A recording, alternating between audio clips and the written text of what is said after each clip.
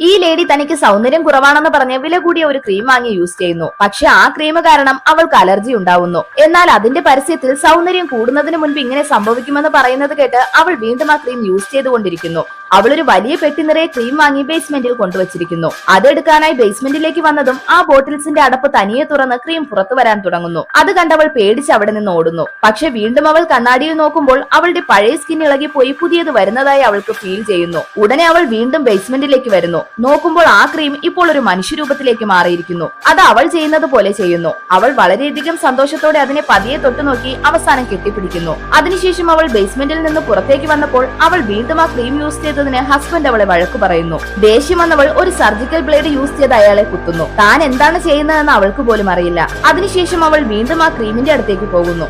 അതിന്റെ ഫുട് print follow ചെയ്ത് ബാത്റൂമിലേക്ക് വരുമ്പോൾ അത് ബാത്ടബിലേക്ക് വീഴുന്നു. ഉടനെ ഇവൾ മടിയൊന്നും കൂടാതെ അതിനകത്തേക്ക് ഇറങ്ങിക്കിടക്കുന്നു. മണിക്കൂറുകൾക്ക് ശേഷം അവൾ എഴുന്നേറ്റ് വന്ന് കണ്ണാടിയിൽ നോക്കുന്നു. തന്റെ ഇപ്പോഴത്തെ രൂപം കണ്ട് അവൾ തന്നെ ഷോക്കാവുന്നു. അവൾ വിചാരിച്ചതിനേക്കാൾ സുന്ദരിയായി അവൾ മാറിയിരിക്കുന്നു. അവളെ കണ്ട് അവളുടെ കൂടെ വർക്ക് ചെയ്തിരുന്ന എല്ലാവരും അതിശയത്തോടെ നോക്കുന്നു. താൻ ആഗ്രഹിച്ചത് നേടിയെടുത്ത സന്തോഷത്തോടെ അവൾ പുതിയൊരു ലൈഫ് സ്റ്റാർട്ട് ചെയ്യുന്നു.